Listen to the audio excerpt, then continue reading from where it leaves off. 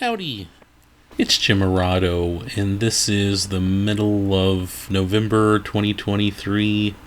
We're close to Macon, Georgia. We're at the Ocmulgee National Park site, going into their visitor center, and that place is really kind of funky looking. I thought that might have been some sort of 1950s, I don't know, school architecture or something, but I was told they built that for this national park.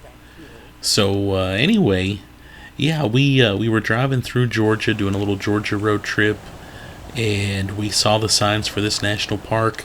To be honest, I didn't know anything about it when we were in this area, but we looked it up and we decided, we got to stop there. So this was another great site in Georgia that we found that just wasn't even on our radar, but we thought it would be great to go there and just see what was going on. And it's another one of those great Native American kind of mound sites. And we stopped at another one, Etowah, which is a state park not too far from here, and we saw some other mounds. This one had quite a bit going for it too. Again, it's managed by the National Park Service, and it was pretty big. We only had, we were kind of on a little bit of a timetable. But we decided we could spend an hour and a half or so here, which was great because we got to see it, but it just kind of whetted our appetite.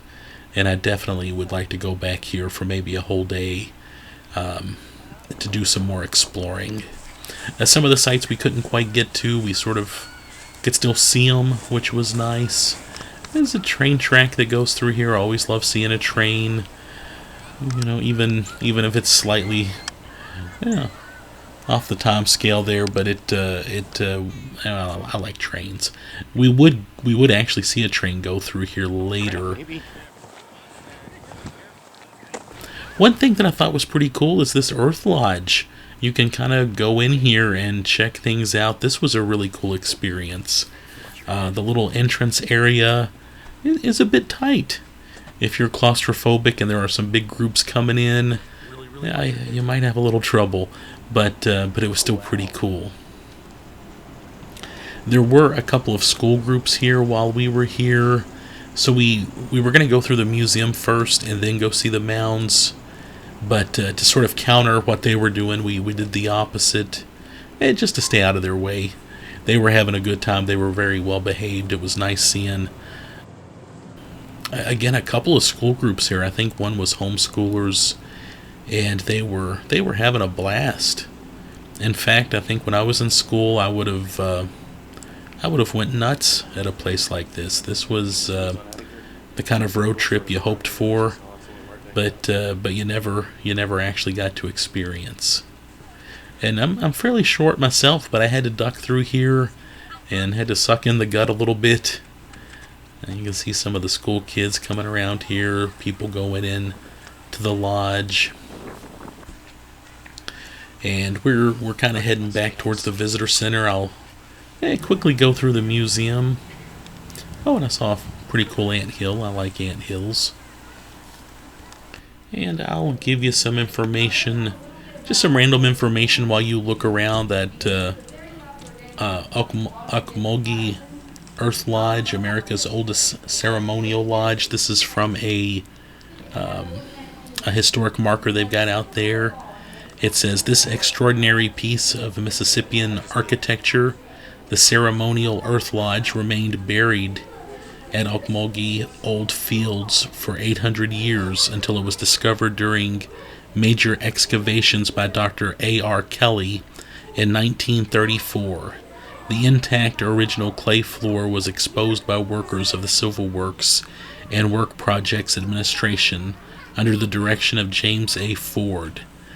Distinct features of the floor were the bird of prey platform, with 3 seats, a depressed fire pit, and 47 raised bench seats that extended around the circular wall and dropped in elevation as they neared the entrance, suggesting that the closer a person sat to the platform, the higher his status in the society. The Mississippians had burned the building, possibly as some kind of cleansing ritual, or for other reasons. Fragments of clay, charred timber, and cane from the ceiling and roof lay in a spoked wheel pattern on top of the floor and were carbon dated to 1015. A large pottery vessel was the only artifact found in the lodge. And of course, we're going through the museum. Feel free to pause, look around, read some signs. There is a lot to take in here. A whole lot. I liked what they were doing, though. They had some great dioramas. They had some costumes, other just wonderful displays and artifacts.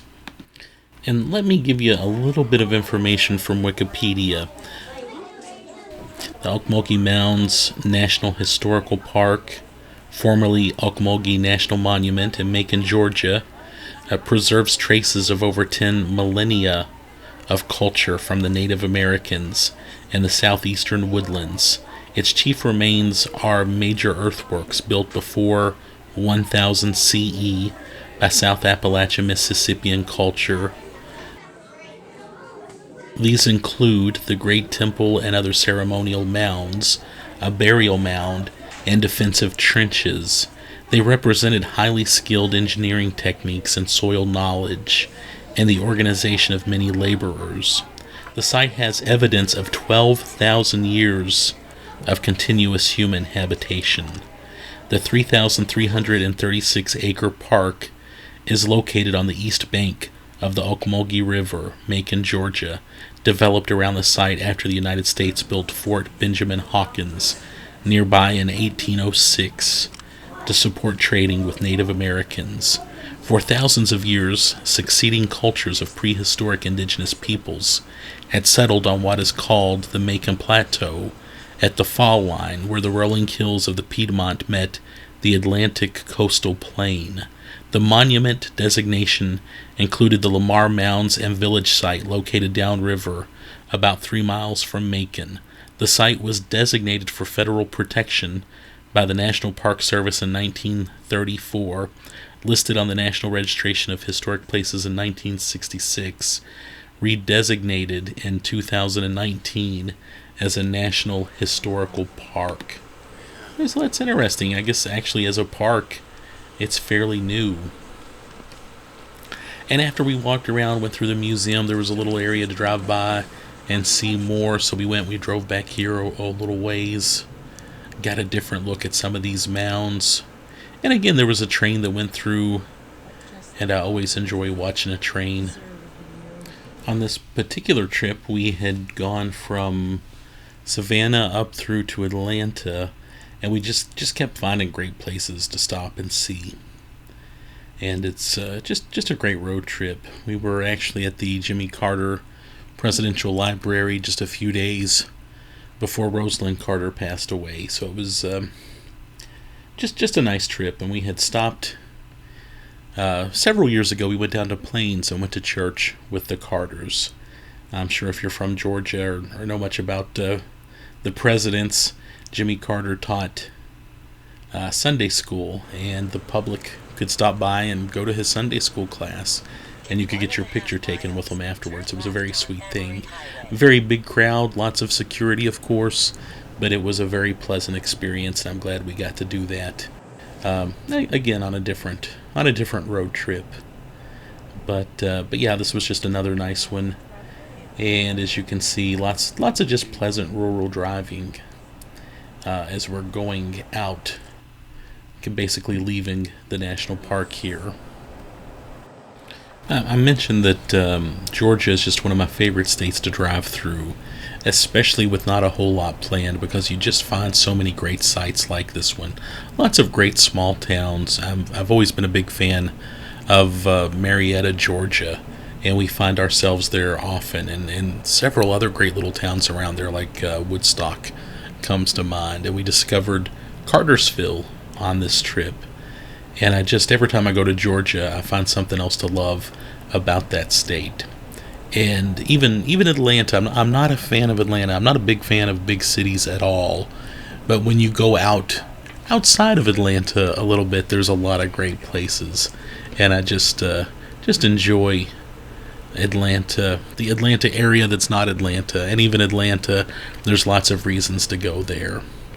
Anyway, are you familiar with the mounds here? Are you familiar with this national park site? What did I miss? Obviously, there's another kind of set of mounds slightly outside of this part of the park.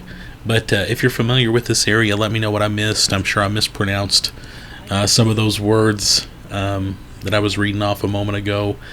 Forgive me for that. But yeah, we had a good time, and I'm sure we'll be back in this area again in the near future.